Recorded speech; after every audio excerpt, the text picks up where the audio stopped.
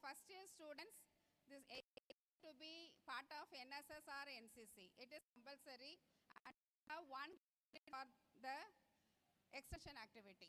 Okay, you have 1 credit for extension activity. You should join either NSS or NCC. So when they are given the call for, you have to join. And based on, if you come to the academic or curriculum, so we have the NEP. We have implemented NEP, that is National Education Policy. Okay, and also you are joining here, that is for UG means we have 4-year UG undergraduate honors as well as honors with research, and we have PG courses, PG programs and diploma programs also. Okay. Yes. Okay. Then usually, and that is the students, we have students complaints you can address to the proctor, and the proctor duty is they will, that is he will nominate or he will form a student council. Student council consists of only students, that is with president, vice president, secretary, joint secretary. They are nominated by the students only. Okay, so the students council will represent the representative for the students. Okay, will be represent your that is problems or issues or whatever you want, so that, or if you want to participate in any event, you can directly approach or directly coming through the student council also. And it will be conducted by elections, and you should be know about that also. Okay, and then election. And one more, and regularly we are conducting, this is the first event, this is Genesis, it means to the beginning, that is the orientation program for the freshers. Okay, next we regularly we are conducting, that is the student community, that is you people will celebrate Onam festival, Pongal festival, then Ugadi, Utkal, okay, and Pongal. Okay, these events will be celebrated by the students community, and we have a very big library, so you visit, and also in morning librarian address the gathering, and also he wishes to call each department separately, and he wants to give the information to independently.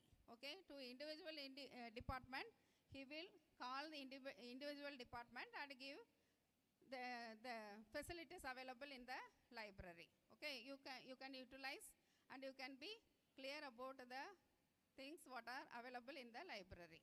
Okay, and we have, every department has the research facility. So after your this program, undergraduate or postgraduate, you can extend your studies by using the UGC or NET CSIR coaching cell.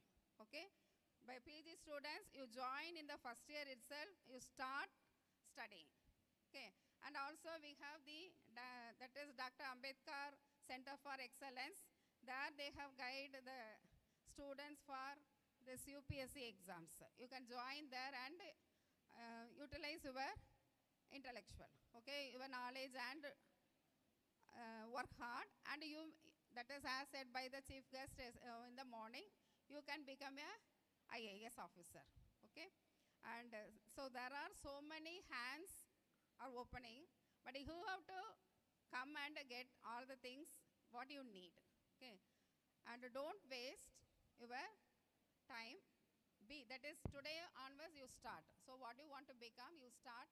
Suppose if you want to become a good researcher, you join today itself in your respective department. They are conducting the UGC NET coaching classes. You join there and you continue your work.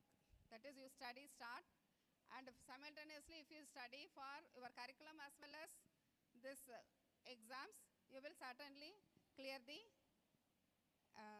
eligibility test, so that you can get both, that is degree as well as the opportunities. Okay, so based on this, and here also, that is apart from this, the academics academic details will be given by the Dean Academics, so I am not going to further deep. Then with this, it is enough, I think. So about the university, we know.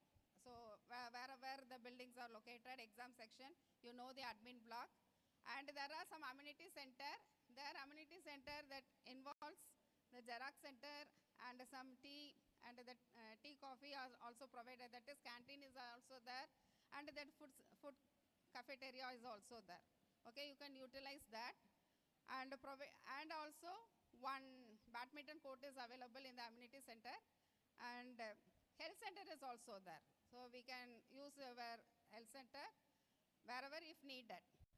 And there is an ambulance facility is also there, and shuttle is also, that is shuttle is always going on. So to pick up and drop the students either at Kangalanjeri or from this, that is this side also, okay. So we have bus facilities, health center, and more facilities in CUTN, okay. So with this, I will hand over the session to the next, that is, I think, academic dean, okay. Thank you. If any queries, you may ask at any time. So I will be available in the Department of Mathematics. Thank you.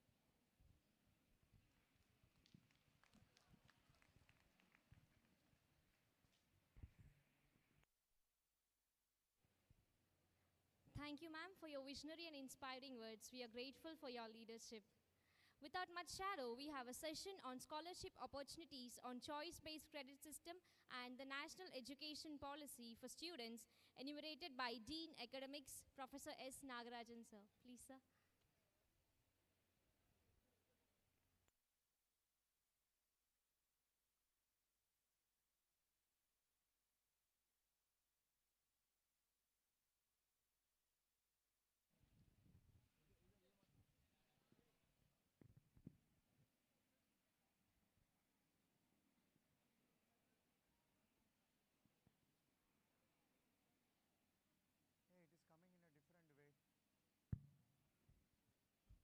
Very good afternoon to all of you. It's a pleasure to talk to the freshers, right? Hope you're all, I think you're all enjoying something, right? At least listen to me for next 25 minutes. So whatever I'm going to talk to you are very much essential for your program, whatever, whether you belong to a 2-year program or a 4-year program.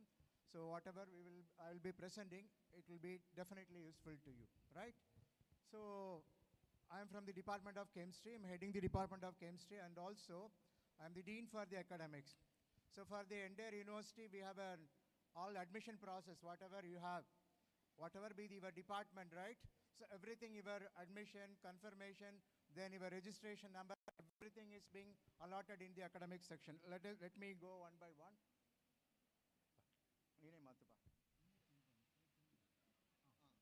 Okay, so actually from morning onwards, you listen to the talk given by the various deans. So we have the university setup is with schools. Under the schools, we have departments. So I have classified it. I think you have to identify which department that you know very well, which department you belong. You need to know about the school you are belonging to, because degree will be awarded under the particular school, right? And so these are all about the schools. So as I said, I'm from the academic section. So we have the maintaining many of your records, files, etc. Apart from the university activities, like whatever is there as an academic council or board of studies, etc. Related to students, whatever be your scholarship, all your scholarships will be through the academic section only it is being processed. So your registration number, actually we have shared the registration number for many departments. So only 3 departments are pending. I think by today evening or by Monday we will be sharing once we receive it from the concerned department, right? And you have many options, like as madam said about NEP 2020. So you have an exit option, lateral entry option is also there, and riding, internship, etc. So these are all the many provisions you have. So I will be explaining this one by one in the other slides. So beyond that, the entire PhD scholars, the admission of the PhD scholars, they are monitoring a PhD scholar through the research advisory committee, doctoral committee. So taking disciplinary action, for example, some student, if you want a punishment or whatever it may be, everything will be processed through academic section. And also your fee structure, that is very important. So regarding the payment of fees, tuition fees, right? It is being monitored by the academic section. So you will be paying through Samarth portal, right? And academic calendar. So when the program classes will begin, when it will end, the exam schedule, everything will be notified by us. And at the later date, if you want to have an equivalence, for example, if you studied a particular program, your state government may request an equivalence, whether it is equivalent to their degree program. So we are working on the equivalence as well. And whatever the departments suggest, whether conferences, workshops, everything is the approval is being through the academic section, right? And if you see that, so what I am saying as a student, it is not only visiting the buildings and infrastructure. Beyond that, you have to visit our website. In the Central University of Tamil Nadu website, there are different headers, right? So for example, I am representing the academic section here. So if you look into that academic section, there are many forms, notifications, right? So you need to know, for example, if you want to apply for the first one, here is a kind of an application for UMMIS registration. It is for the Tamil Nadu government scholarship. So the guidelines are available in the particular platform. So likewise, whatever we are handling, academic section is handling, all the notifications, the forms, formats, everything are being available in the portal, right? So what I am suggesting as a student, then and there you have to visit the university website, and also you look into the academic section website and also examination section website. So examination section only, they will be notifying the exams, course registration, etc. Right? And this is a continuation of that, various forms, various guidelines, everything is available in the website, right? And as you have taken admission for your BSc Honors or BA Honors or BSc ITEP program or a master's program, so now you join the CUTN, now you should know what I have to do next, right? So you paid the fees, you joined the department, and now you are attending the classes. So for the first year of UG program, BSc Honors program, the immediate thing is open elective. Hopefully you are all attending the open elective courses on every Thursday, right? If at all any issue, because the registration for the open elective, allotment of courses are being done by academic section. So if you have an issue, you can talk to us, you can meet the academic section people, right? And for each and everything, the important thing is your ID. ID is nothing but your registration number. So for each program, for each student, you have a unique number. So that registration number will also be given by the academic section, right? And on receipt of your registration number, next through your department, you have to get the CUTN email ID. That is very important because all the communications you will be receiving through CUTN email ID. Next, I highlighted in green because to stress you more, there are two types of ID cards you have to get it. One is the university identity card that you have to get it from the library, right? There is a format. So on receipt of your registration number, you have to approach the central library to get the identity card. That is first, because wherever you are traveling, you may be going for some conference, workshop, or in between a policeman will stop. You need to prove your identity. For that, identity card is a must. So you have to get an identity card. And the second one, I marked as a SBI combo ID card. So the State Bank of India is an MOU with the Central University of Tamil Nadu. Through that also we are issuing an identity card. That ID card is with a chip, right? So there you can make a transaction also, like your, like your debit card. You can use that card. It's actually, you can maintain zero balance for the bank account, and zero balance can be maintained. So you can using that card, it's a Visa card. You can use it for booking your tickets or for any kind of payment you can use it. And beyond that, it has the chip is with attendance factor also. So we are going to implement in the department as well as while entering hostels. We fix the machines in hostel as well as in a later date while entering the main campus in the main gate, there is a machine. No need to write there, you have to show your ID card, right? I have showcased the model of an SBI, the combo ID card, right? So it shows with your photograph and all details, right? It is like any debit card, you can use it. So for that, there is an application form. The applications are available in your department, right? You approach your department office or HOD, get the application, fill and submit to the bank. Directly you have to submit to the state bank. So university ID card, you have to get it from Central Library, and the SBA combo card, you have to get it from State Bank of India. There is a branch available in our admin block. And next is you have to get the library tokens. So each and every one of you is entitled for library cards. If you are a master student or a UG 4-year program, you are entitled for 4 tokens. So that also you have to, there is a form, you have to fill the form and get the library tokens, right? So that you can take the books for 15 days or more than that, right? And again, the campus Wi-Fi. So once you have a registration number, I think hopefully some of you might have received through your hostel. Otherwise, through your department also, you can get a login credential for the campus Wi-Fi. And another important thing, I think you might be knowing about Samarth, right? While applying for an CUET examination, you have applied through Samarth portal, right? And on receipt of the registration number, there is a you have to log into the Samarth portal. So now the login username is your registration number, and you have to do a first register it, then it will generate a password, right? Through that, you can enter many things. I have a couple of slides. I will showcase that. And the most important thing is, right, you join for a program. For example, you join for a BSc Honors in Biotechnology, right? So you should know about the curriculum for a particular program. So BSc, the Biotechnology is a 4-year program. You should know about first semester what all the courses I am going to, what all the courses will be offered in the first semester. Because recently I checked with one student. So some courses are being they have not yet started. They are not offering the particular course. So you should know about it, because here it is a credit-based system. If you are missing a particular course, at the end of the day, you will not be getting a degree, right? You thoroughly check the syllabus, whatever be your domain. You visit the university website and your department site. There the syllabus is there. You look into it and see that whatever the content faculty are delivering is from the syllabus, right?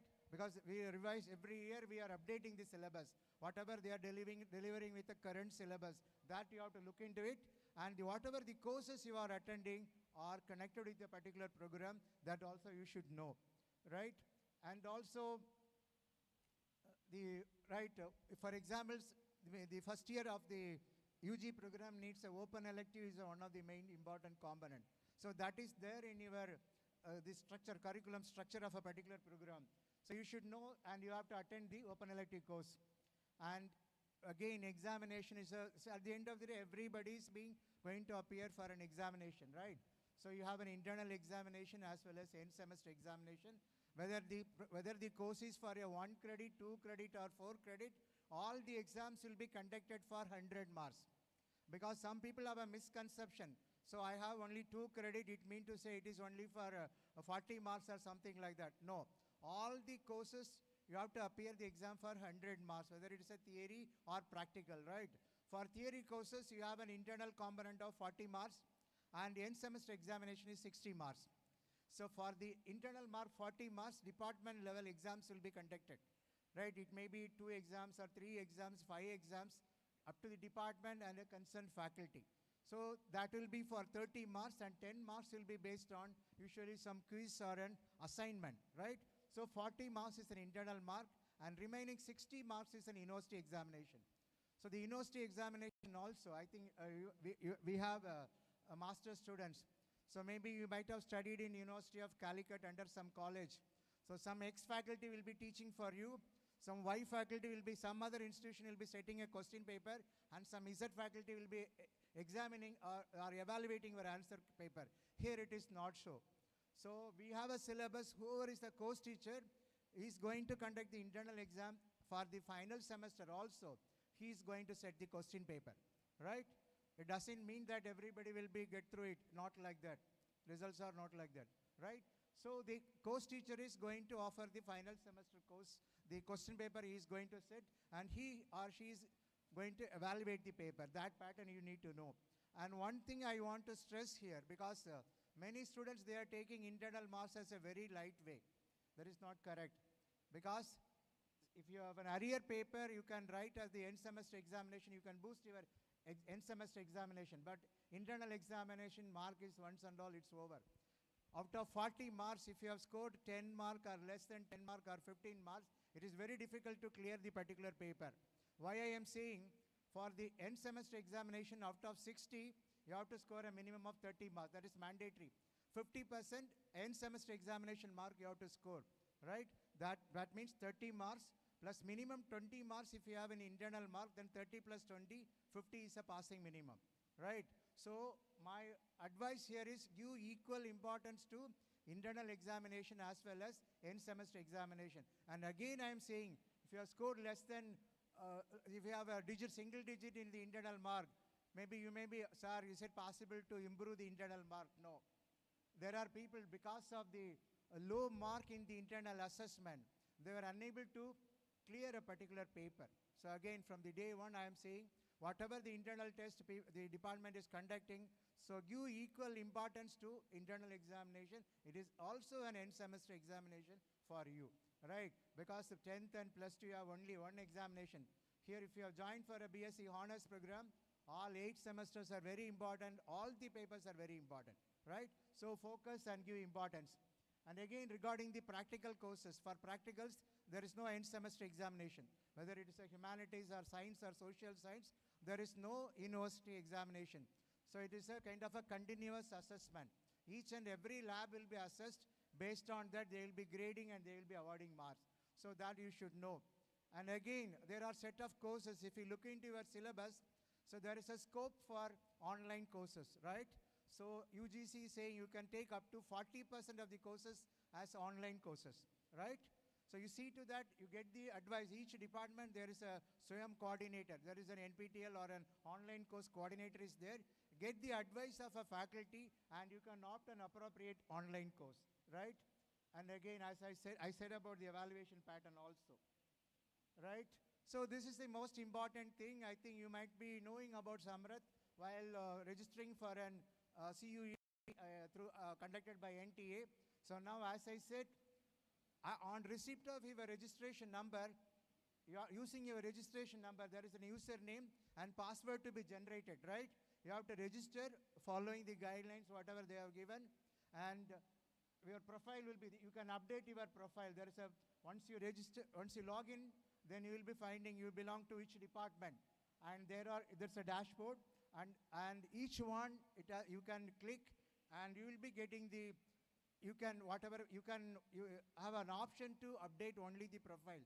You cannot edit anything else, right? Why I'm saying this Samarth portal is very, very important. Maybe in a couple of weeks, we will be notifying, exam section will be notifying for a course registration, right? So you have to select the courses also through the Samarth portal. So you should know about what all the courses you have taken. The subject code. So code is the most important thing. Subject code, you need to know. Through that, you are going to choose the course and going to pay the examination fee. Per credit, we are collecting 50 rupees as an examination fee. So you have to add everything and mark sheet and all that notification will be given, right? And this is a student profile. You can edit, you can post your photograph, you can put your home address, whatever is needed, you can add everything, right? And this is, again, fee details. So fee details are there. Whenever you pay the fees will be there in your portal. So you'll be knowing how many semesters you have paid the fees, when you have paid, what kind of transaction, all the details will be there in your domain. So that you should know, right? And also, the course selection, as I said, for the examination point of view, you are going to select courses that also through Samarth portal only you are going to do. There are many options, even the NPTEL courses are also integrated through Samarth portal. So many options are there. You try to, there is a what I can say, a kind of a user manual is also available. Once you log in it, so there is a user manual available inside. You can have a look or otherwise get an advice from your seniors, right? And these are all about, another important thing is ABC account. So maybe tomorrow the examination section will talk to you about how to create an academic bank of credit. All your mark sheets will be there in the DigiLocker so that you can access through ABC, right?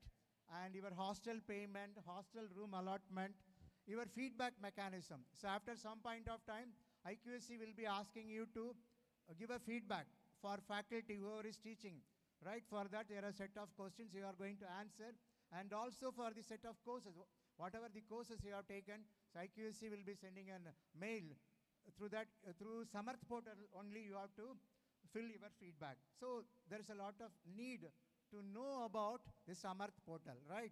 So once you on receipt of your register number, first of all log in it, create a password, update your profile, and know about it. Within a couple of weeks, you are going to register for examination, right? So as I talk about, because I've been told to give a glimpse about NEP 2020, as a Central University of Tamil Nadu, we implemented NEP 2020. That is, NEP is a National Education Policy 2020 from the year 2023 onwards, right?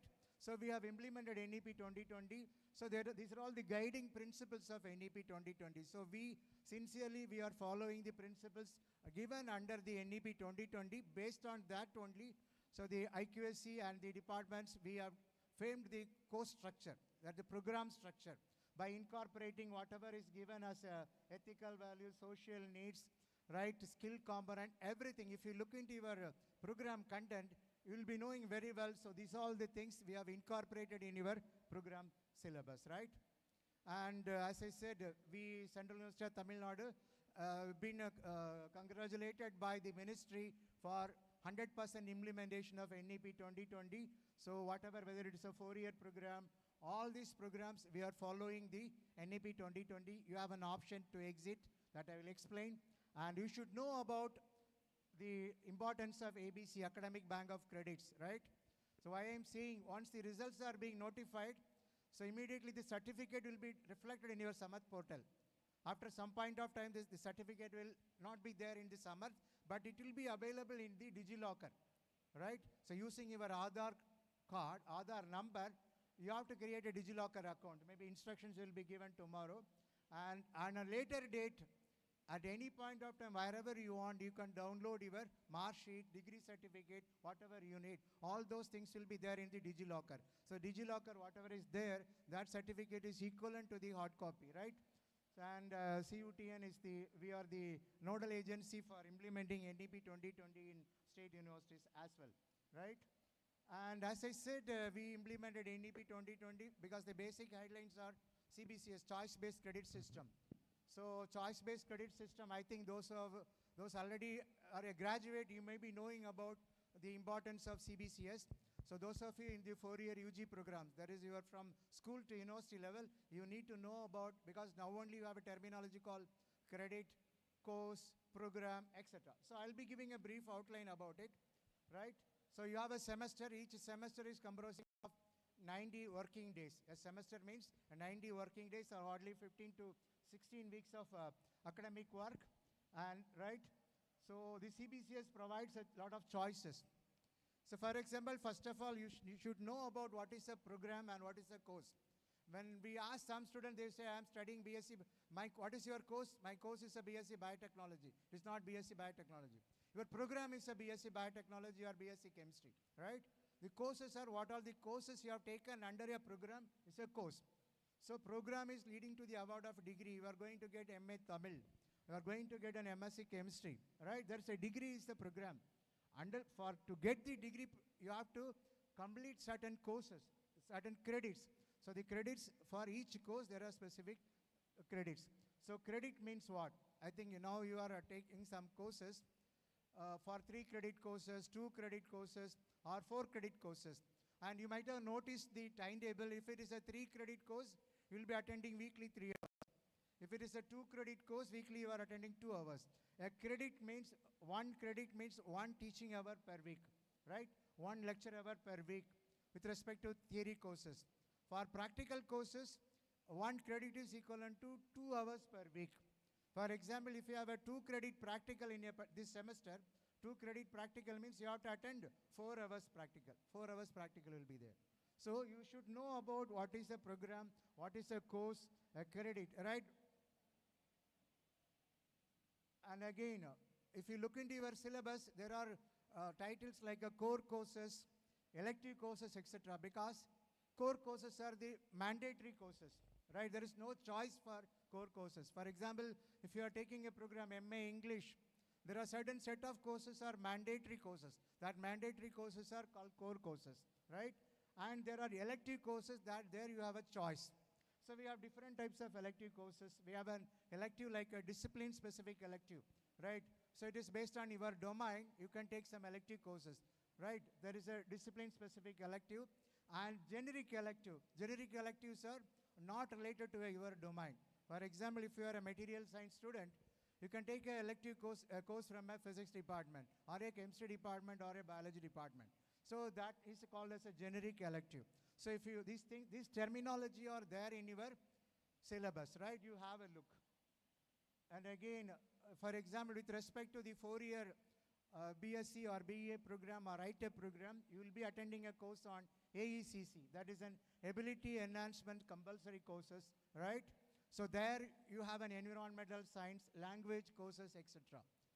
And again, there are SEC, skill enhancement courses, like skill enhancing courses like practical courses, and there are value-added courses, right? And as Madam said, extension activity. Those of you are in the UG program, 4-year BSc or BA program or ITEP, you have an extension activity. It is mandatory. Don't miss it, right? If you are missing in the first 2 years, it will be difficult to join NCC or NSS, right? For that also, you have it is mandatory. You have to be there in NCC or NSS or other activity, right?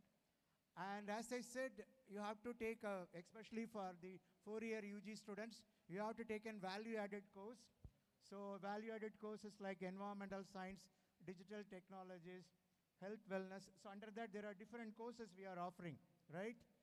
And another important thing, as I said, we are following NEP 2020 in spirit, in principle, right? So internship is a most important thing. It is a mandatory because internship is a skill improving, right? So at the end of the academic year, right? Whether it is a summer holiday or in the mid of the semester, it's a winter holiday, right? So you need to go for an internship. You look into your curriculum, right? Certain programs needs internship twice. Some program needs once. You have to attend an internship. Then internship will be graded. For that also we will be awarding marks.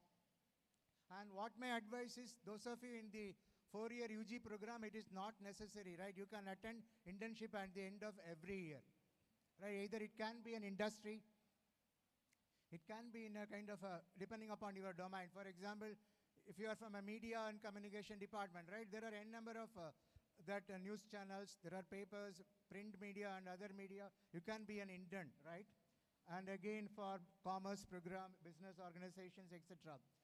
And one of the important thing is, right, the organization like INSA, Indian National Science Academy, all the 3 academies are giving stipend, fellowship for summer interns.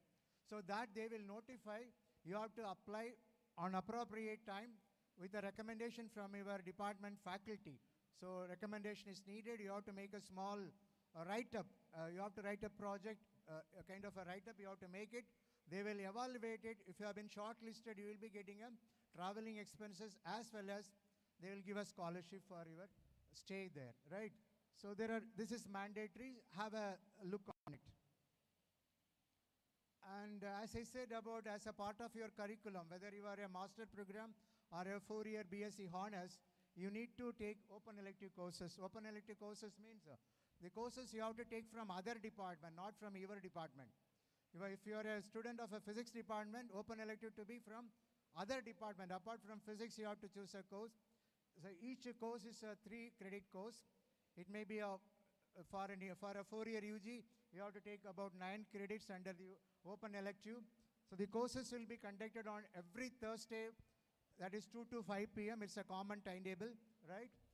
And for that also we will be sharing the Google Doc. You have to register it, and then we will be allotting the courses. And I think it may not be much visible to those who are sitting at the end, right? So this tells about the program structure. So here I have given for an 4-year UG program, a BSc honors program, especially it is for physics, chemistry, mathematics and biotechnology, right? So the course structure, if you see that whatever I said, like a core course, like the electives, etc. So all these things are there. Have a look, just visit your syllabus available in the website, and you will get an idea about the program structure, right? And as I said, these are all the minimum requirements. We need to have a 50% credit in the major or a core paper, right? Minor, etc. These are all there. And one important point is, those of you in the 4-year UG program, at the end of the 3rd year, right, based on your score, you can opt BSc Honors with research. If your CGPA is more than 7.5, then only you are eligible to take BSc Honors with research. Otherwise, your degree will be BSc Honors. So at every point of time, your scoring is very, very important. You have to be consistently, have a good academic record always, right? So just to visit your syllabus, there you will be having a difference between what is a honors syllabus and honors and research. Where the research has an additional, the project comp, an additional 6 credits for a BSc honors with research, right? And this is for a master program, last row. Maybe it is there in your curriculum, have a look. Right, as I said, there are exit options at the different levels. For a BSc honors student, at the end of the 1st year, you can exit as a UG certificate, and second year you can exit as a UG with a diploma, and 3rd year UG degree program, and 4th year there are options either BSc honors or BSc honors with research. For that, there are additional requirements also there. You have to take some vocational courses. Have a look on the syllabus. If at all, if you need a clarification, you talk to your department, right? And again, this is the thing, whatever I have. Based on the analysis of the results, once again we have to go back. What is the way to check whether we have reached our goal or not? If we reached our goal, how to improve further? If we not reached our goal, what is the action to reach the goal? These things should be done. This is a cyclic process. This is a continuous process. We do all these works in IQAC. And here, how do we work? Here in this case, the many aspects we do. Here one is work plan. As I said, no, we have to plan. We have to set the goal, and they have to take an actions to reach the goal.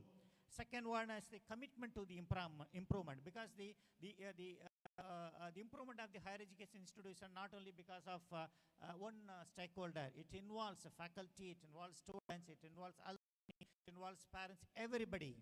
So, but ultimate beneficiary is the students. So beneficiary the students, but what happened, actions should be taken, a holistic approach must be approached. This has been done by the IQAC. We need a balanced growth. For example, in our university, we offer various programs and various disciplines. Maybe some of the graduates program, some of postgraduate program, some of research program, and some in science discipline, some in arts and humanity, social sciences. Everything must be, balanced growth must be there. There should not be any skewed growth. At the same time, administrators also must be very efficient and effective, and it will be helpful to the students. This is also, we ensure the balanced growth, and we also the efficient, and we try to improve the efficiency and effectiveness of the work done by the various stakeholders, and establish how to reach the goal. We establish the procedure, how to attain a particular goal set by the IQAC. We also, the quality initiatives and reports and everything is done by the IQAC. Of course, one important one is so the transparency is maintained by the IQAC CUTN on all level. So this is main motto of IQAC CUTN is educate, empower, enlighten. So here we maintain integrity and fairness, transparency in all aspects. You would have seen, so the admission is by Samarth portal, so open platform. Anybody who has registered in Samarth portal can see what basis the admission was made, what is the marks scored by the admitted students, selected. Everything is transparent. Of course, at the same time, it is also even your results and everything is published in the Samarth portal. And encourage innovation and creativity. Of course, Professor Nagarajan, Dean Academic, he said that we have innovative cell through which our innovative idea can be supported, financially supported. This is also established by the IQAC. Of course, inclusiveness and care for underprivileged students. So this is also, there is no bias of any religious bias based on religious caste or language. Nothing is in CUTN. So we include everybody, we treat everybody equal. At the same time, there are many programs that are offered at the CUTM to support the economically weaker sections. Students coming from economically weaker. So one such a program is Earn While Learning program. So this is also, you can learn at the same time you can earn certain amount, you can support yourself. This is also supported by CUT and IQSC. And the reliance on sustainability, strive for quality, everything is done by the IQSC. So of course, all the actions taken by the IQSC, one person is not taken, there is a committee. This committee directs, give guidelines for the IQSC to take various actions. This committee is headed by our Honorable Vice Chancellor and one director and a deputy director in the IQSC. Of course, it involves a representative from administration and a representative from faculty and a representative from all other stakeholders. You would have seen the faculty from a different discipline and different categories also. All representatives included, and parents and student and alumni, NGO, from employer, all representatives given. We have, apart from the director and deputy director, 3 staffs are working in the IQSC. Our role in IQS, to improve, how to support you with a. See here, we take steps for periodic internal academic audit for teaching, learning, and research activities. Because the important one is to improve the academic status, academic quality of the programs, various programs offered in the departments. So we take periodically internal auditing is conducted based on the feedback and other things. We revise our objectives. And then collect and analysis of the feedback from all stakeholders. As I said, feedbacks are collected and analyzed. This report is used for the various actions taken by the IQSC. Then we also take a development applications of quality benchmarks. We set the goal and accordingly we take actions. Then periodic conduct academic and administrative audit and submit CFA. These are all part of the IQSC. Mandatory requirements. See, the important aspects, the curricular aspects, how the IQSC plays in the curricular aspects, we follow CUTN, we follow NEP 2020. All our curriculum programs are designed based on the NEP 2020. And these details of the curricular aspects, our Dean Academics explained in detail. And here, because of the continuous effort taken by all the stakeholders in CUTN, our ranking in the national level is keep on improving. And for the past 4 years, we kept within the top 100 institutions. We set a mark before 2030, we will become one of the institutions among top 50 institutions. This is our goal. Towards the goal, we take various actions. And what is your role in improving the quality of the institution? Here, you are the most important stakeholders. Students are the most important stakeholders. And you can contribute by giving right feedback. Right feedback, because as I said, feedbacks are taken from you regarding at the end of every semester regarding the course or regarding the course teacher. You give the feedback religiously and right feedback. And be positive and innovative throughout the program, and respect all institutional norms, and this also abide by norms, rules, and guidelines. This will ensure your improve the career and improve the quality of the institution. In fact, the career development of any students, the improvement of the quality of the institution and students are mutually interdependent. Career development of the students depends upon the quality of the institution. Quality of the institution depends upon the students. They're mutually interdependent. So success of the institution depends upon sense of belongingness and participation. So develop the sense of belongingness of towards the welfare of the institution. So with this one, I once again thank the organizer for giving me this opportunity. Thank you very much.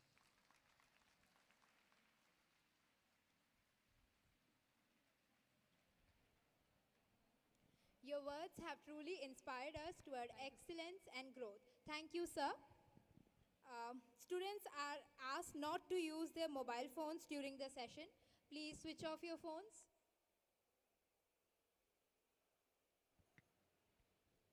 May we now request our respected Dean, Students Welfare, Professor V. Renuka Devi ma'am, to honor Mr. Solai Manigantan, SBI Manager, with a memento as a token of reverence.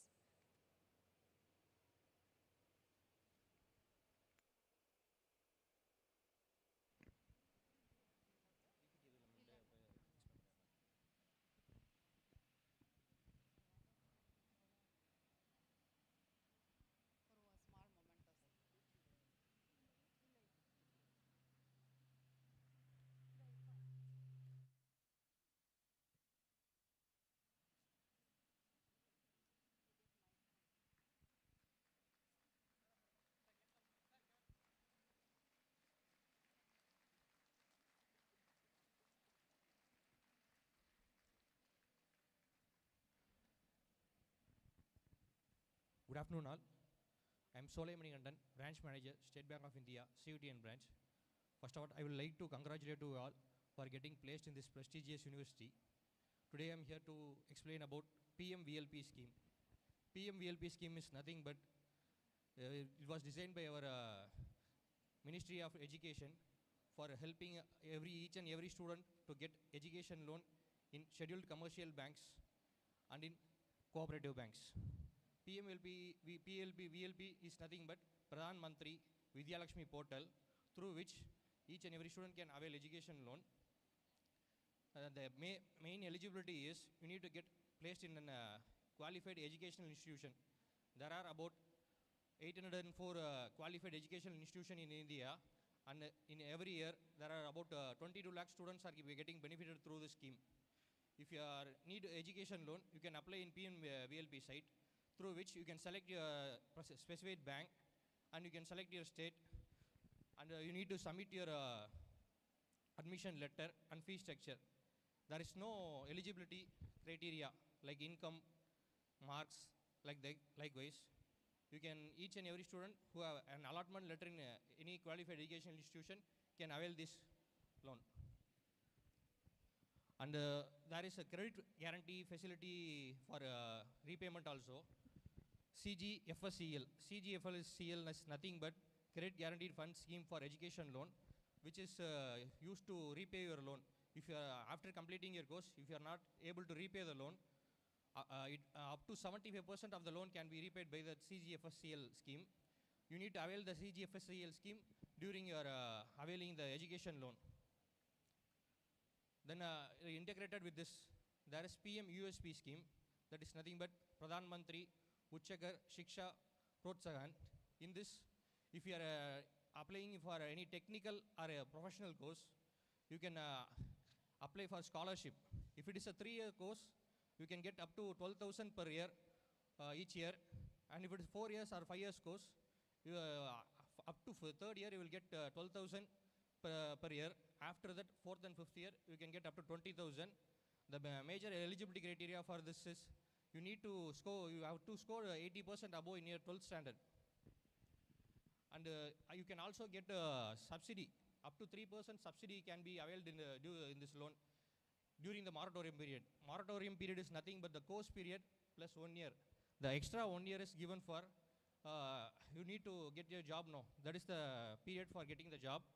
So that with that you can get the 3% insert subsidy, which will be provided by the government itself. And after that, for each and every year, you need to give the bona fide. The bona fide will be consisting of your previous mark sheets and your fee structure, so that we will disperse the amount to your college institution only. The amount will not be credited to your savings or any other account. And after that, for availing this loan, you can apply to PMVLP scheme. And there is another one scheme, PMUAG. In that also you can avail for scholarship and your interest subsidy.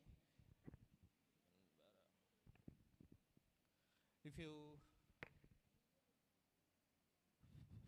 1 minute, after that, in the PMVLP scheme also, we are providing loan up to 4 lakhs, in which there will be no margin amount. Margin amount is, that is the money you are going to invest.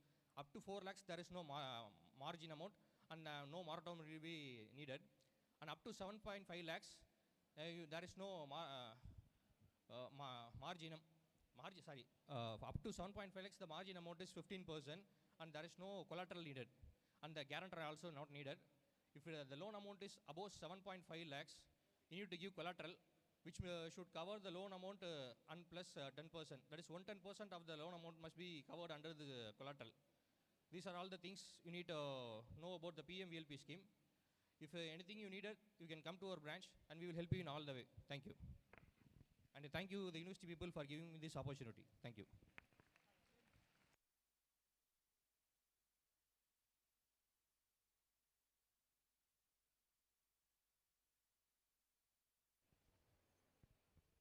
I thank Mr. Solai Manikandan, SBA Manager, for his inputs on Pradhan Mantri Vidya Lakshmi scheme.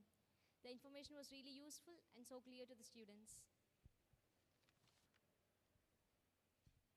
May we now invite Dr. V. Rajendran, Nodal Officer, Equal Opportunities Cell, to deliver welcome address and brief about aims and objectives of Equal Opportunities Cell.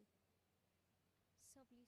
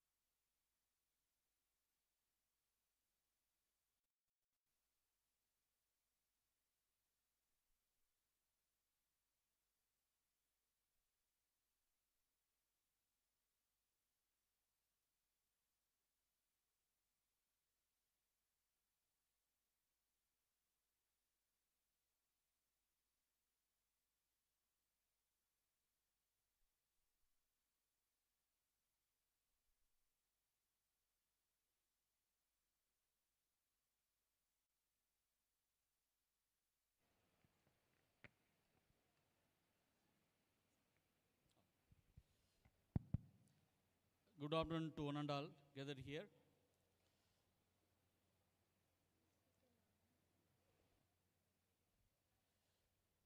So I am Dr. Rajendran, Associate Professor, Department of Chemistry, and Nodal Officer for Equal Opportunity Cell in our university.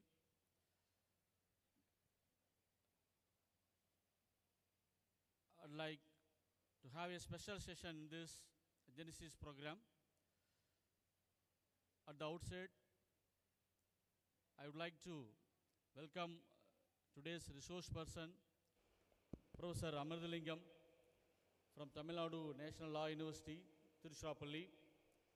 Then extend my welcome to our Dean Student Welfare and Deputy Dean Student Welfare and the EOC committee members, those who are on the stage, and welcome you all for this special session from Equal Opportunity Cell as part of Genesis program.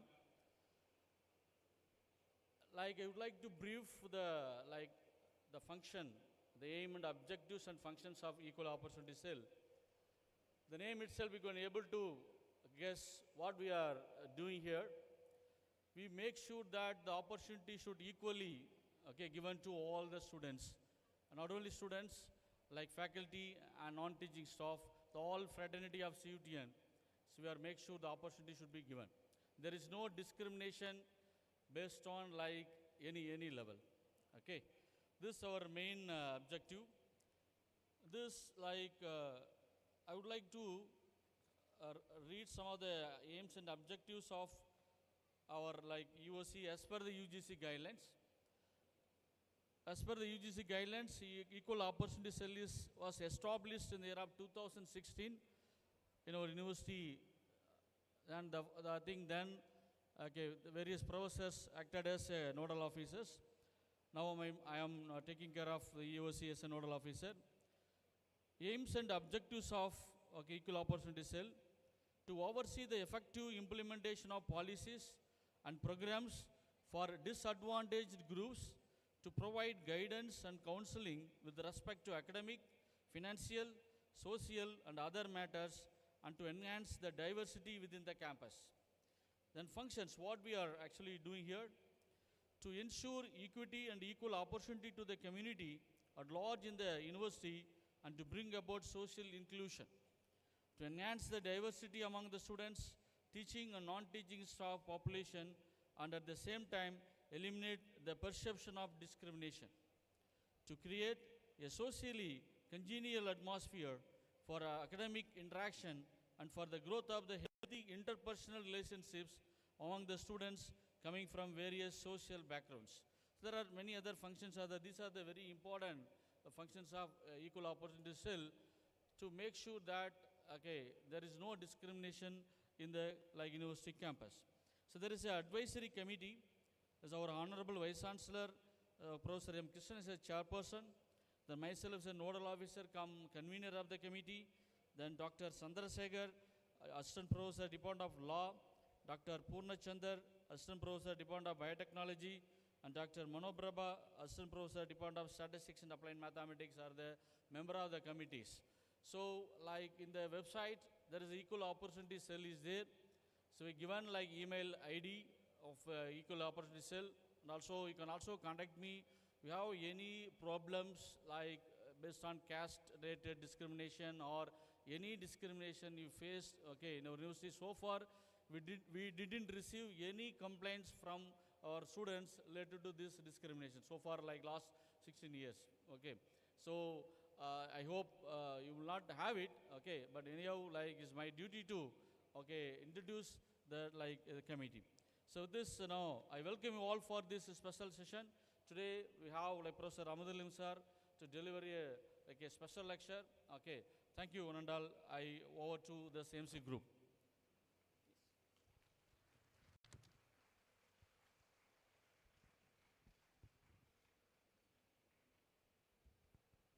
Thank you, sir, for briefing about the aims and opportunities of Equal Opportunity Cell.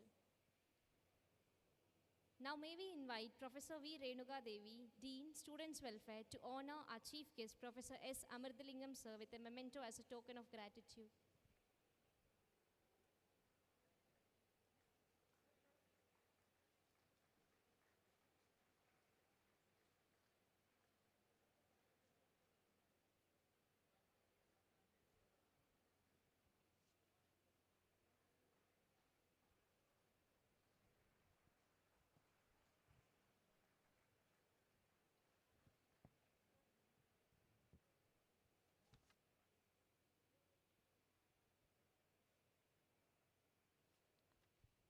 Thank you, sir. Thank you, ma'am.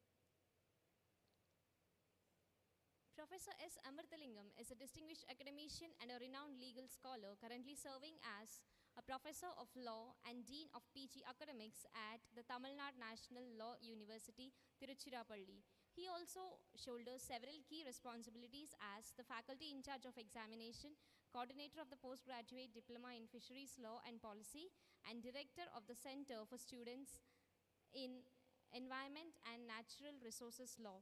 Sir was also the coordinator of the British Academy Award UK South Indian Partnership in India-USA Civil Nuclear Cooperation Agreement.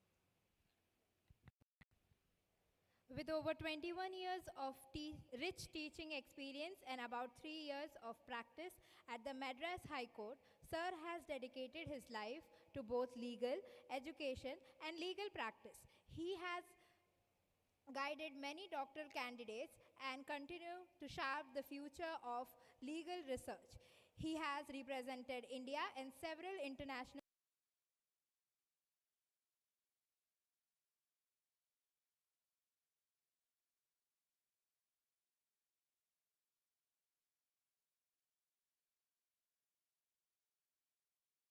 reputed institutions like the Indian Institute of Management, Rohtak, the University of Madras, and several others.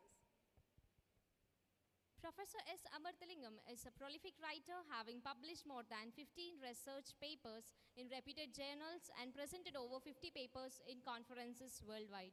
His areas of expertise span international law, constitutional law, environmental law, human rights, biodiversity law, and fisheries law. May we now invite Professor S. Amrithalingam to deliver a special lecture on equality through protective discrimination, sustainable development goals context in India. Sir, please.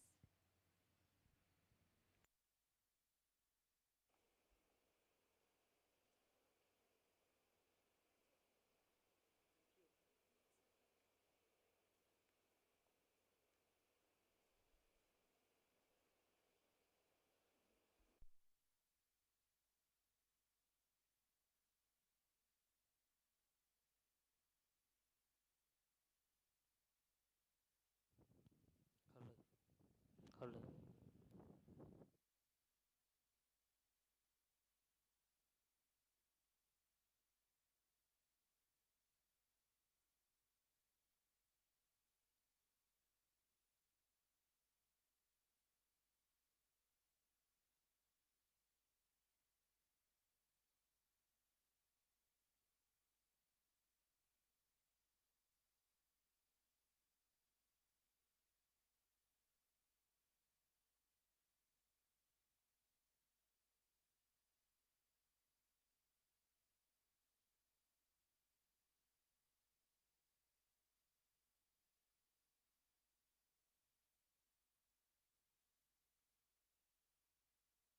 Can I use this or I have to use both?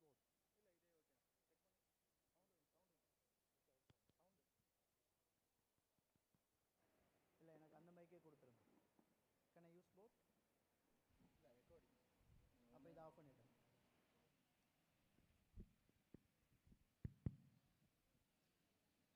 Good afternoon. Good afternoon. Good afternoon. I can't hear you all. Good afternoon. Thank you. So on behalf of myself and on behalf of my university, Tamil Nadu National Law University, congratulate the Central University of Tamil Nadu for having such an event to give what is a brief of your life next 4 years in the program. If you are a UG student, if you are a PG student, 2 years. Then second, my best congratulations wishes to our Honorable Vice Chancellor Sir, respected Dr. Krishnan Sir. Because with this leadership, now we are happily enjoying many of the development. One of them is committed to sustainability. Then third thing, I am very much pleasure to join with Equal Opportunity Cell for 2 reasons. I myself a law student. Second one is I am teaching the same course for last 2 decades. So thank you. Yes, the final thanks to all of you who got a novel opportunity after competing with more than lakh people, and you have a place in CETN. Thank you. So with this, let me jump with my session. So why we have to think of a session called Equal Opportunity?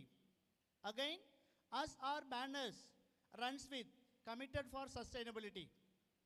When our coordinator was calling me over the phone, I said, unless I am permitted to cover how the different goals and targets of SDG is interfaced with the realization of the equal opportunity in the education, employment, and whatever level we are. Yes? So with this, let me run through my slides. So these are 4 contexts in which I am going to speak. Okay? So why we have to think of the equal opportunity, how it is interfaced with sustainable development.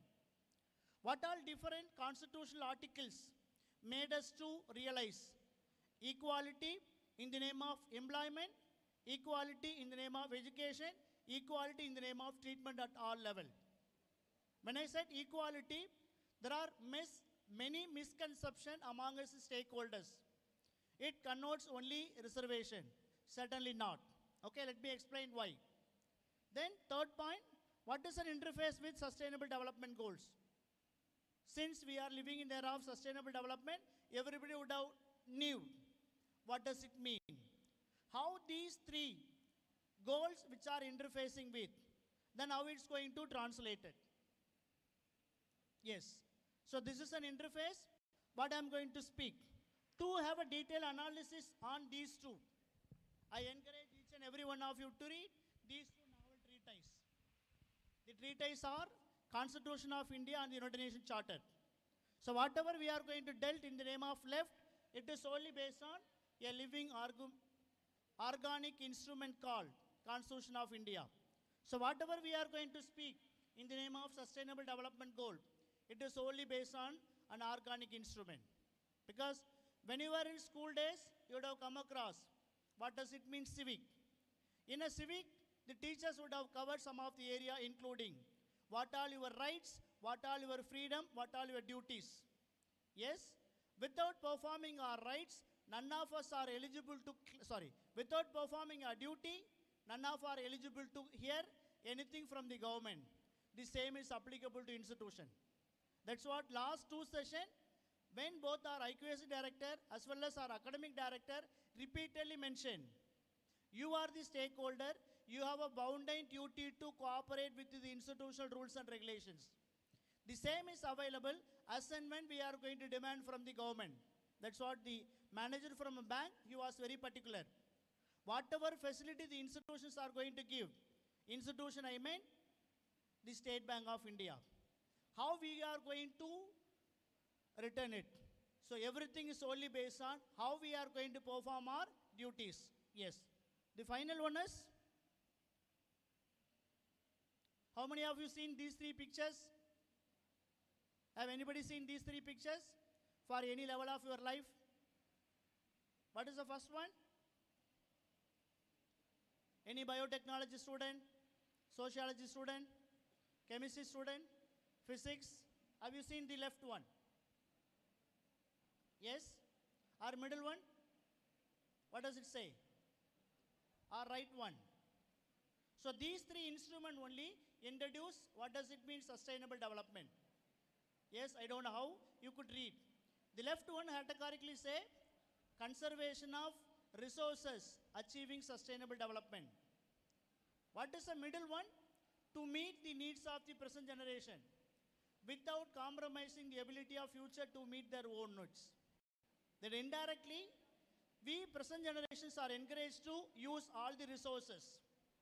If any current generations fail to conserve the resources, we can't do anything.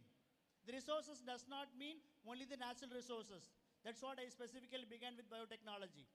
Because every one of us thinking the genetically modified organisms and genetic engineering will give more facility. It could be only to get whatever that IQAC director was mentioning. Only to in the name of APA score or your publication or your professorship and vice chancellorship. Okay? The last and final one is very novel. Any resources of the earth has to be conserved only within the carrying capacity of the ecosystem. What does it mean? Let me give a very layman example. Suppose if people like me can lift only 50 kg, I can attempt of 60, I can attempt of 70, I can't try with 120. If I try with 120, I myself will extinct. The same the instrument says. All resources have to be conserved.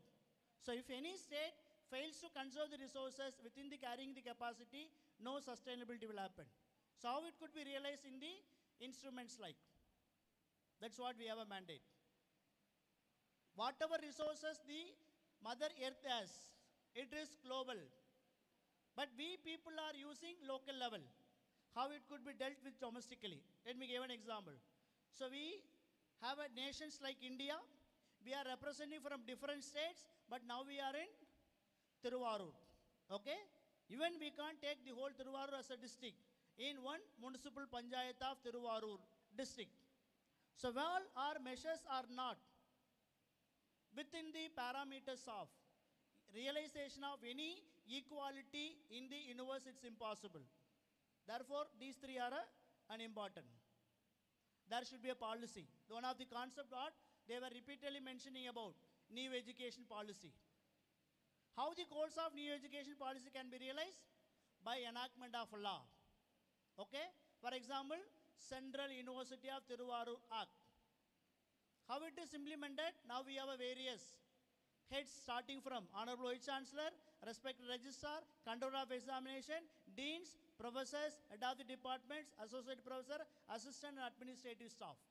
So whatever attempt the institutions are making for the purpose of realization of the goals only on these three tracks. Through a policy, then you will may attempt to clarify what is the difference between law and policy. Yes, policy are political slogans where they may think of to violate any rules. Law is nothing but a concretized stone. Nobody may think of to bend for any reasons, for any purposes. That's what IQAS director was mentioning. So CUTN as an institution taking the students based on a reservation policy. What is the qualification? You should appear in the examination conducted by the institution which is responsible.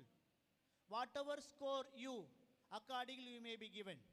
Sometimes some of your friends who are less than of your course may be given a different specialization what you are not given. Why? Where only question comes. All the activities of an institutions like Central University of Tiruvarur or any institutions for that matter. Out of you, 400, some of you would have appeared for many examinations like, right? Engineering, or IIMs, or IIT, even law institutions, including NEET. You wouldn't have got it. For reasons, you wouldn't have scored, or you wouldn't have belonging that particular category or community, right? So therefore, the law as an institution is very, very interesting to note it down. Then how it is translated, already I made a implementation. For the purpose of effective implementation of any law, you can take any branches. Suppose all of us are too enthusiastic to order anything in a Amazon or Flipkart. If any omission in the product what we are receiving, we will say, my right is violated. Referring what you will go, where only you need of law. Yes? Good. How it is otherwise made segregation. Here I have to make it very, very, very specific. That's what whatever myth most of us have. Because many of these political statements are made us to understand we are otherwise violated or our equality is violated because of various issues in the name of. But as a student of law, I'm making it very clear, yes, this demarcation is possible in all the heads by birth. What does it mean? Either we are a male or female. Now we have a third gender called transgender. Yes, biological discrimination. Then by sex. Then third one is caste. There are differences between caste and community. Yes, when you have applied for your examinations, as our manager was mentioning, when you are going to apply for a scholarship, they will ask what is your community. That community denotes a bigger group. Among us the community, there are subcategory called caste. Take an example of OBC, other backward communities. Within the other backward communities, there are Mohammedans, there are Christians, there are Buddhists, there are Sikhs, there are Parsis, there are Jains. When you take community, for example, in Tamil Nadu, scheduled caste others, it has more than 35 communities, 35 castes. Okay, so therefore community and castes are different. Here I made the discrimination not based on a community, based on a caste. Then by religion. Here I have to make it very clear. I think some of you would have followed. Whenever the university is specifically asking a data for, as our academic coordinator was mentioning, UB's data, they will ask what religion you belong. Either you will say as a Hindu, or Christian, or Mohammedan, or Buddhist, or Parsi, or Sikhs, or Saint. All these are given a separate facility. That's what some of you even would have studied. You are schooling from a minority institution. Especially when you take places like Tamil Nadu, places like Andhra, places like Karnataka, places like Kerala. Yes, every religious group are permitted to run different institutions. And when you take Northeastern, they have a different. Okay? Therefore, the religion is one of the ground for making a discrimination. Then by language. Again, I don't want to make. Since this group belonging to more than 26 states, every state has its own official language. So these people are given up privileges. Okay? Whenever you are going to apply for some of the scholarship, then they will ask, are you native of this particular state? Are you domicile of this particular state? What is your mother tongue? Automatically it is a problem. What language you can speak, you can write, and you can read. So this is nothing but a criteria where you can't say, as a student taking my course in Tamil Nadu, then why you are asking what language I can speak? Yes? Then final one is script and culture. When you take some of the languages like Nagas people speak, that people who are from Nagaland, people who will speak from Mizoram, who will from Manipur, okay? So there are constitutional facilities available in our constitution which made. Then, these are some of the pictures I don't want to repeat. Yes? So how many of you come across all these statements? Have anybody come across the wordings from the say? Yes? Could anybody read?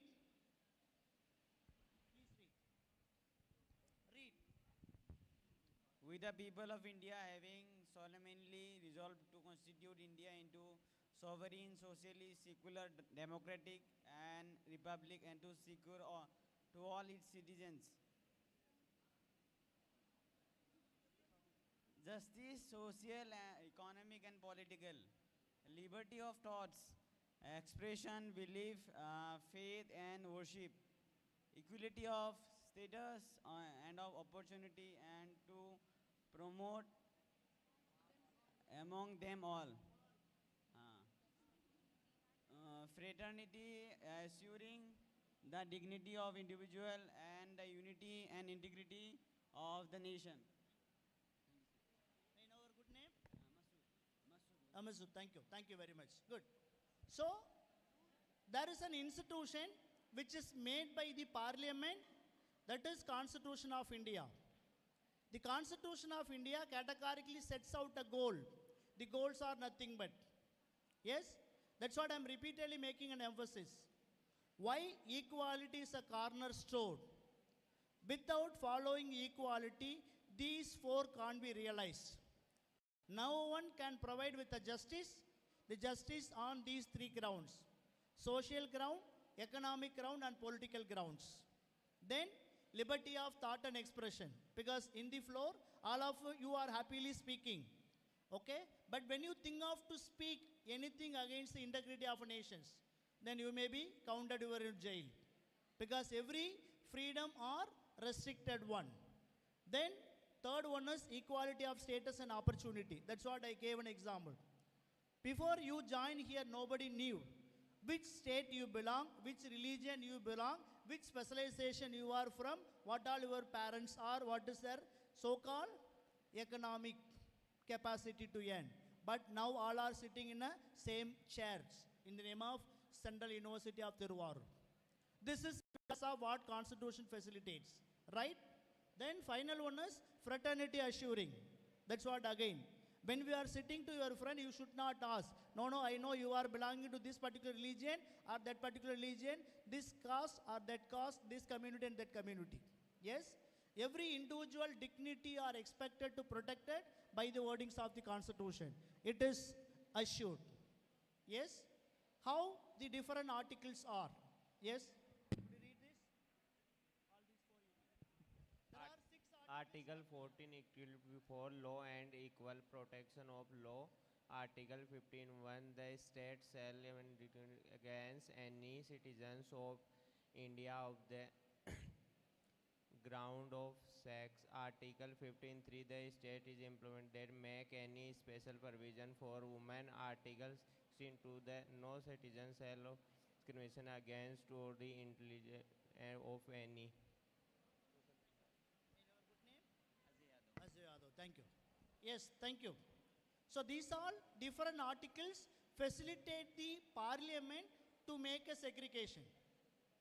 Till 2 minutes back I said, no one is above law. But as a student of law, after introducing the provisions of the Constitution, I'm making very clear how it is possible. Only these two. One is protective discrimination. It is right in a clear, right? That protective discrimination is based on For example, in this row there are 3 girls. We may not know which community, which religion they are. Now they are taking a program. Suppose when we segmentize, one may be a Hindu, second one may be a Christian, third one may be a Buddhist. Now they are here. For all these 3, the reservation are not one and the same. Marking are not one and the same. The so-called category are not one and the same. Yes? Therefore, in the name of protective discrimination, because in order to make all of them par, the parliament made. Then second one is to make a special law for women. For example, in this particular row, there are 6. Out of 6, 3 men and 3 women. Yes? These 3 may be lesser than that of what these 3 score. Why? Because 15 subclass 3 facilitates. In order to protect sex as a criteria, they can be distinguished. That's what recently Parliament passed a law. 33% of reservation for women to represent in Parliament. Right? No one can question. No, we are in the same department. Why you less score, then why I am expected to score more. Got it? That's what Constitution facilitates. Then third and interesting one is in the name of special provisions for children. Yes. N very novel principle called directive principle of state policy. So what is the difference between directive principle of state policy and part 3? Part 3 is legally enforceable in a court of law. Directive principles are only the institutions. Okay? Out of many, there is a last article called 46. Could you see? Please read the last one, 46.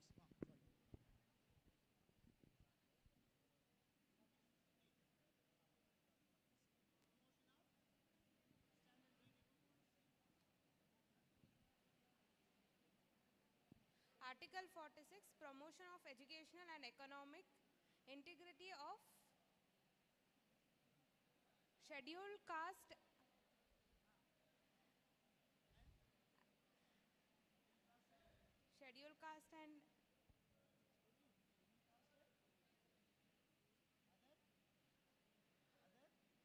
other weaker sections. Thank you very much. Yes, thank you very much. So Article 46 facilitate the Parliament to make a law. Those who are in the economical and socially weaker and other weaker sections. That's what from 2019, Parliament came out with a law called economic weaker section, where finance was a criteria. When I showed the screen, I never used a word called economy. But from 2019, Parliament happily brought a division called economically weaker section. For example, in the same row, there are 3.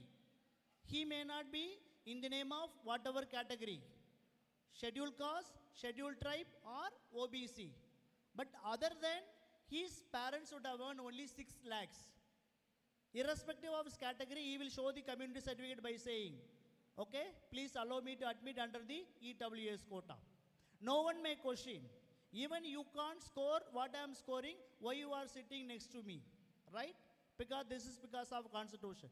So for the first time, the Constitution of India categorically introduced other weaker sections of the community. Other weaker section does includes not only whatever list I made by birth, okay? Right. Then what all goals? I think these pictures, as and when you are going to make any paper, you would have mentioned. In 2015, the United Nations General Assembly brought a novel instrument called Sustainable Development Goal. There are 17 goals and 169 targets. Out of these 17, for the purpose of our discussion, we are going to make only 4. One is goal number 4, equality in the name of education, right? Then goal number 8, economic and decent work. Then goal number 10, it is very, very, very important. Reduce inequality. Then goal number 16, peace and strong institutions. Last and final one is partnership of the goals, right? That's what I open up with in the name of think globally, act locally, and do domestically. Whatever targets which are mentioned in the goals of the UN Charter, and the Constitution of India should be realized only through effective legislations. In order to achieve all, the Parliament categorically made many laws. Let me read what all this. Yes, these are the goals. Then let me list. 1 minute. Oh, it's fainted.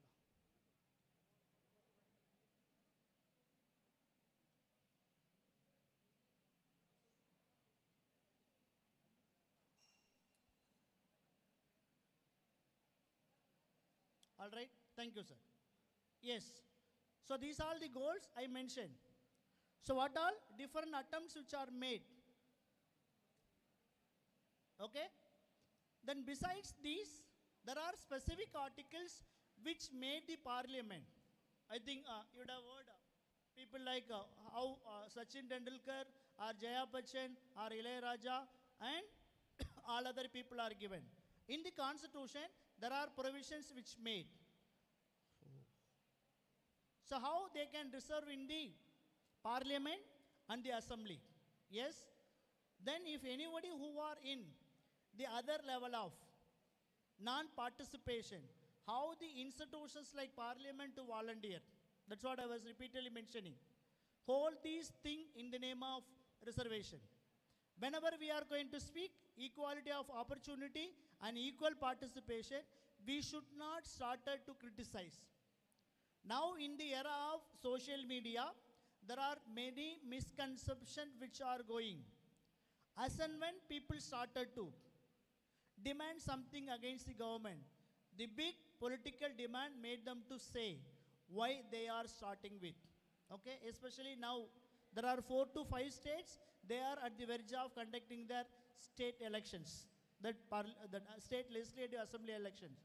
As and when there is a question of notifications of election, these state. Why? These are the reasons. Whether my community people or my religious person is nominated in the same. Okay? Whether my community people or whether my people are represented in any one of these. That's what we have. The last thing is how the different commissions, again, your academic coordinator was mentioning, whatever issues you want, please come and report. In order to ensure all the fairness among us, the concept of equality, there are different commissions are. Commissions with respect to minority, commissions with respect to backward, commissions with respect to schedule, commissions with respect to non-state. Okay, one of the key aspect what he was mentioning about non-Mudalvan are. Yes, so all these are different scheme only for the purpose of making them how they are not permitted to participate in the decision making. Okay, if anybody who are not allowed to make a decision making, then they themselves be violated the constitutional goals, right? So this is what I had mentioned, I'm not going to repeat, except these three. Okay? How the equality of education is made them to realize gender equality.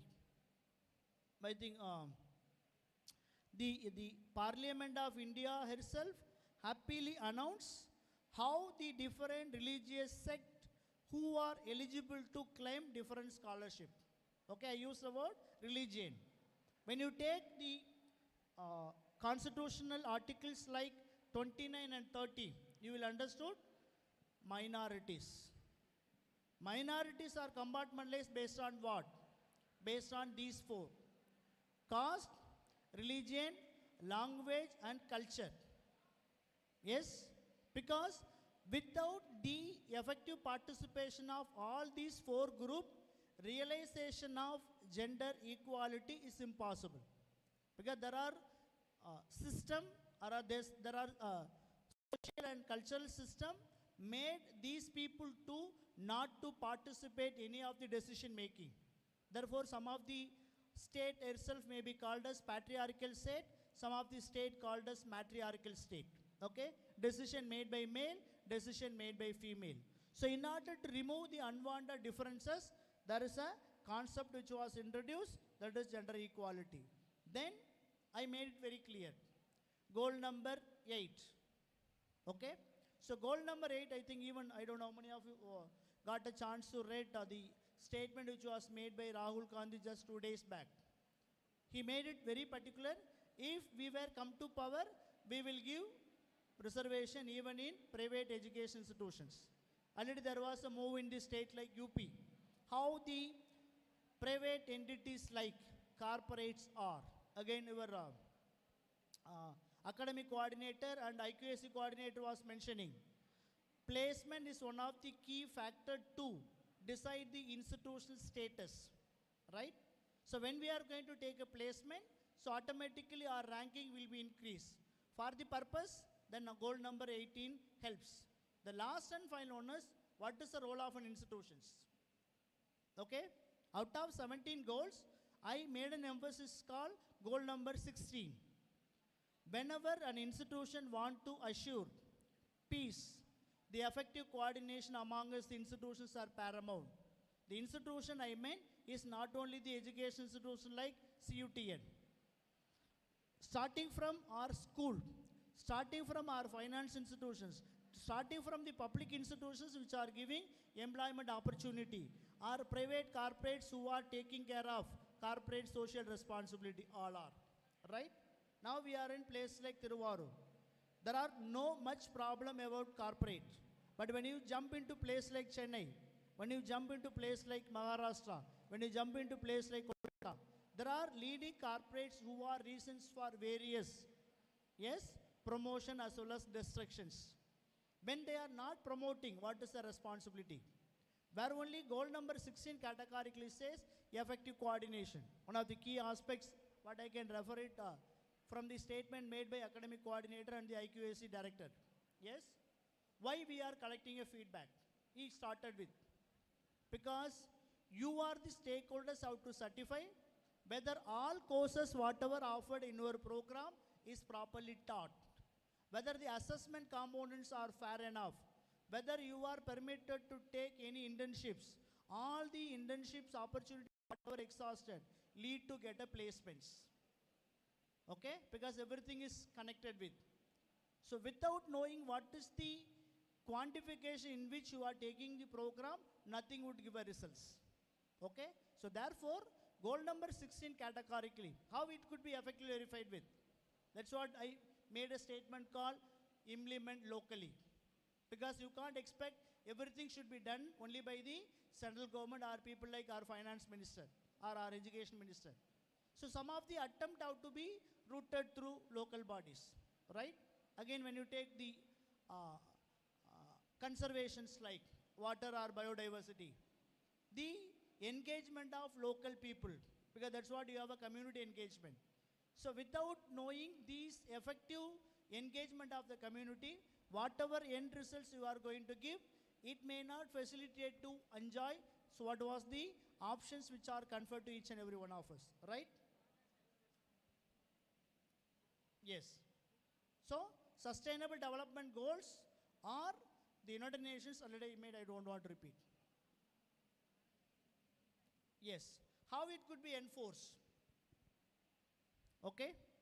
Whenever we feel, any one of us feel, my freedom is not protected, my right is not otherwise conferred, either my own friend or my faculty or by my department or by the university where I will go, where only we have a remedy. Yes? There are 2 articles from the Constitution allows the people to enjoy these freedom. The freedom to approach the court. These are otherwise called as writs. Writ is a legal term. The synonym for writ is nothing but order. By approaching the court, you will get an order. For what? These 5. Writ of habeas corpus. I think it's not relevant. There are other 4. Writ of mandamus. Mandamus does not mean to direct the public officials to perform public functions. What does it mean? Suppose one of you are appearing for an intern examination. Your teachers not assessed any marks. You are going to ask the reasons. They said, no, you don't come. Or as our academic coordinator was mentioning, you have to acquire 65% of attendance. But you have only 64. When you are going to approach, they said no. Where you will go? You will go to the court and ask, why you are not permitting my components of CA? Then they will say, you haven't acquired minimum attendance. Where can you question your equality? Right? Then second, sorry.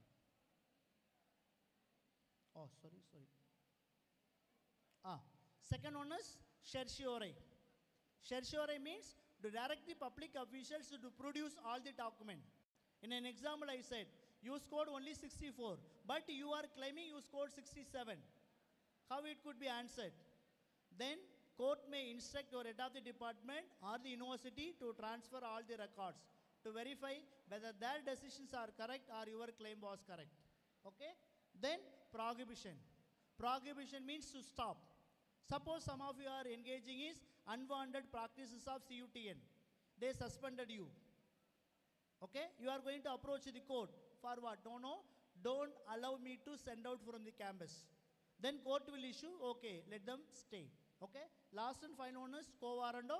It is not relevant at the student level, but it is relevant as and when you are moving. Quo warranto means on what capacity you are occupying the public post. Right? Suppose if any one of your teachers who are not possessing the qualifications, you will ask. Because NET is the criteria to take as a position of assistant professor, but you have in how you are occupying. Okay? So any decisions of the public officials can be questioned by referring these 5. Where we will go for a remedy? Yes? Where only we have these 2 institutions. One is human rights commissions. If you feel your human rights are violated, you can go to the human rights institutions, or you can go to these 3. What all these 3 pictures speak? Have anybody seen all these 3 pictures? What is the top one? I think you would have seen in your civic. The top one is Supreme Court of India. Yes, it's in Delhi. The middle one is Chennai High Court, very oldest court. The down one is Madurai Bench of Madras High Court. Okay? Whosoever fundamental rights or freedom is violated, you will directly approach these institutions. Right? Any questions? Thank you.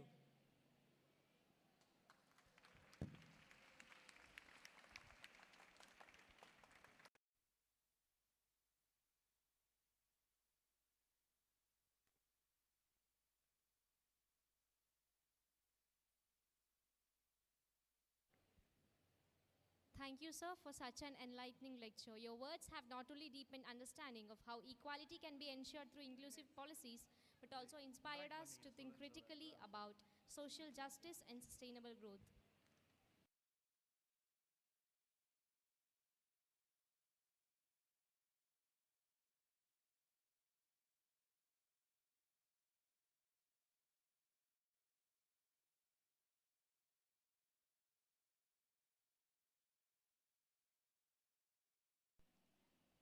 Yes?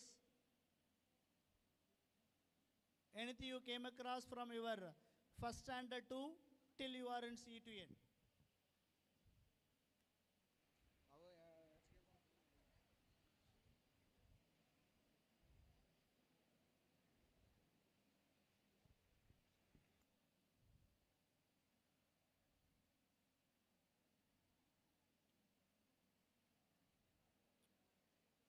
Yes. Let me read out the question, then I'll discuss with you in person. There are 3 clarifications short. One is explain about the percentage of reservation. Already I mentioned, there are open category, scheduled tribes, scheduled caste, other backward community, and EWS. Right? With respect to education, employment, it is not. Right? Then second clarification, because he is asking Government of India. Okay. Government of India does not mean the education institutions which are directly funded by Ministry of Education. The best example is our CUTN. Like us, there are other universities, they are funded by Government of Tamil Nadu, some of them are jointly. Now there are many DASL is going, I don't want to make any political aspects. Okay, that's what I said. Then second, what is the number of minimum vacant seats required to follow reservation in education institutions or admissions? No, right? Because every institutions are encouraged to make their own form of programs. Take an example of against UTN. As they were mentioning, it was started in a particular year. That particular year, there are only minimal programs, right? Now, we are in the new education policy. Under the new education policy, they are compelled to make all multiple or multidisciplinary program. Under the multidisciplinary program, there are undergraduate program of 3 years, 4 years, or integrated program of 5 years, postgraduate of 2 years, MPhil or PhD. Okay? Some other specialized and super specialty courses where they can create only one. As and when there is a one, there is no reservation at all. Okay? So all these are otherwise decided based on the governing council of each and every university. I'm stressing the number of seats are decided based on the decision taken by governing council of each and every university. Once if they have a minimum seats like 40, they have to follow the reservation strictly. What is the percentage? That's what I about to mention about the Mandal Commission, right? Or EWS. So Mandal Commission was a commission constituted in order to provide. But the recent judgment of Supreme Court is the OBC quota need not be followed in a super specialty medical institutions. Okay, that's what it's somewhat advanced. I don't want. But if you want to detail on the Mandal Commission, I encourage you to read a novel case called, again, citing a case to non-law student, it's not good. But still, I thought these are nothing but a basic to get detailed analysis. There is a case called Indra Sagani versus Union of India. Right? You can. The final question, again, I have a disclaimer because I am not at all going to speak anything on CUTN. But as a student of law, let me read out, then I will discuss with him in person. The question is, what is carry forward rule in reservation? For how many years it is applicable? As I put it very categorically, carry forward is nothing but filling the unfilled vacancies of previous years. For example, here, the university started in a particular year. After the Supreme Court observation, every unit has to be followed as a separate. Or I can put it in a different way. Every department has to follow a different units. For example, you may have a life sciences, you have a social sciences, you have a management, you have a other allied program. Okay? In a life sciences, there may be 20 departments. All the posts of 20 departments need not be clubbed. So chemistry is a separate, botany is a separate, biotechnology is separate, microbiology is a separate. In each and every unit, they have to create as many number of posts. I'm stressing, they have to create as many number of posts. Depends upon the post created, they can follow. Right? Suppose in a microbiology department, last 4 years, there are 4 seats are not filled. Then 2027, March, there is a notification for that microbiology department. Is it the duty on the part of an institution to fill these 4? Again, it is the decision taken by governing council of that particular institution. Because since I am representing Law University, I am a part of the governing council. Whatever we are deciding, it is only applicable for us. That's what the institutional autonomy is conferred to each and every institutions. Based on the institutional autonomy, we can't apply. That's what I open up first slide. Equality is available only amongst the equals. Unequal should not be treated equals. There are legal observations. Again, most of you are non-students. I don't want to impress the statement whatever given. Okay?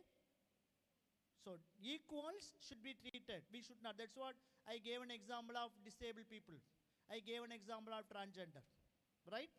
So all these are administrative. If anything, you can directly go and meet your authorities, whatever they describe. If anything on the general parlance of what the legal knowledge any law student should possess, I'm very much interested to answer. Right? Thank you, sir. Right. Anything? Okay. If there are no question, so on behalf of myself and behalf of Tamil Nadu National Law University, I thank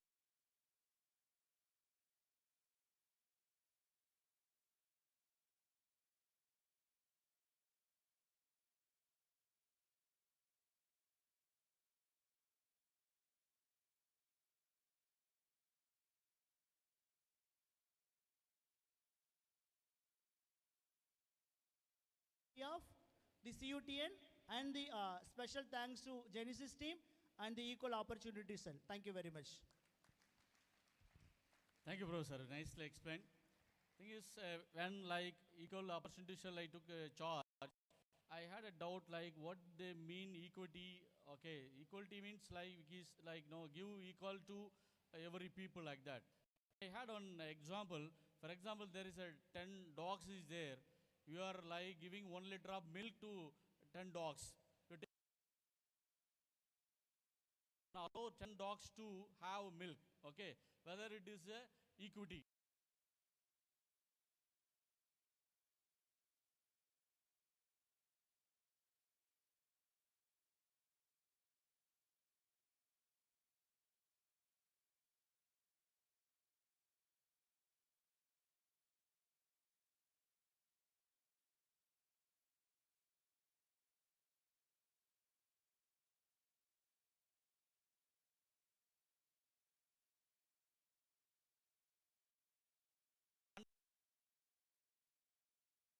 One ball. Understood. They nicely.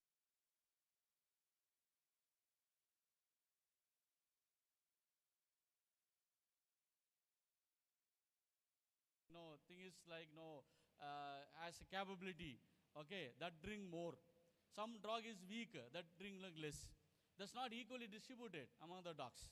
But when you keep like 100 ml, that's no the things rights is equally split and given. Okay, that's what I understood. Am I right, sir? That's the second one. Yes, no. That's what. Because whenever we are going to speak equal, we should be make them to enjoy in an equal platform. When I said equal platform, that's what I gave an example of all three. Although we are occupying, we are not in the same plane of our origin. So therefore, in order to make them, then second come. Are they properly compartmentalized our cabin? So after making a proper compartment, are we allowing them to participate? That's what equity. Yes, you are correct. Thank you very much. Like as I mentioned at the first, the equal opportunity cell, okay, is there in our university. Like see the website. Anything you want related, any discrimination, something you can approach us. Now I hand over the mic to Dr. Chandrasekhar. Yes, where is?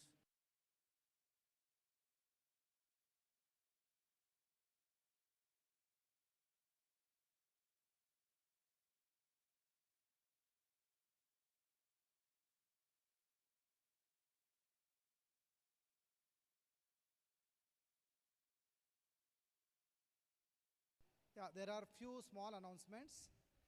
The students who are sitting near to the fans, you don't put your hands near the fans.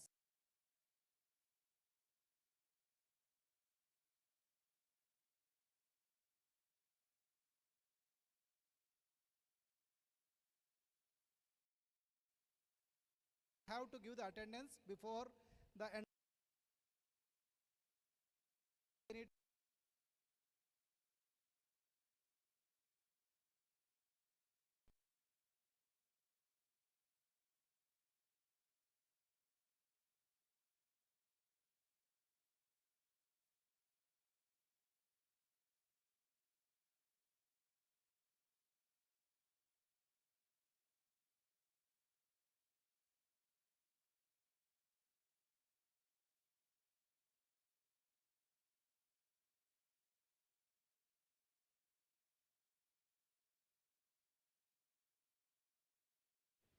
am an immense pleasure to deliver this vote of thanks. So firstly, I will thank Professor Amarthingam sir for delivering this wonderful session on the equal opportunity. And it was a thought-provoking session, sir. Thank you, sir. Thank you. So firstly, I thank our Vice Chancellor, sir, for providing this opportunity to conduct this great event. So further, I would thank our Registrar, sir, COE, ma'am, Dean, sir, Academics, Dean, ma'am, Students' Welfare, Chief Librarian, sir, Chief Finance Officer, sir, Director, sir, IQAC, for rendering their assistance in conducting this event. So I also thank the convener and members of Equal Opportunity Committee to organize this event to a great success. I also thank the teaching and non-teaching staff and especially the IT staff for rendering their assistance. So finally, I thank the students for attending this event patiently. So thank you everyone. Thank you so much.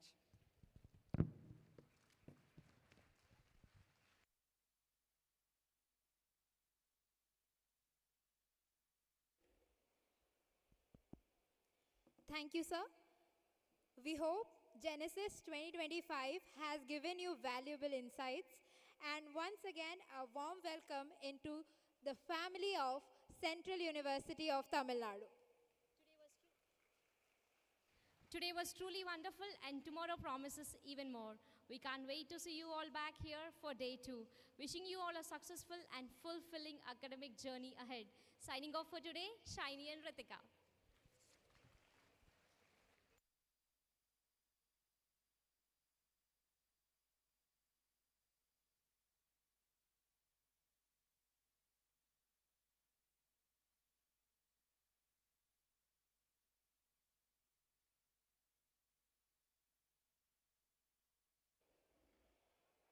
Tomorrow the session starts at 9. Be assembled here at 8:45.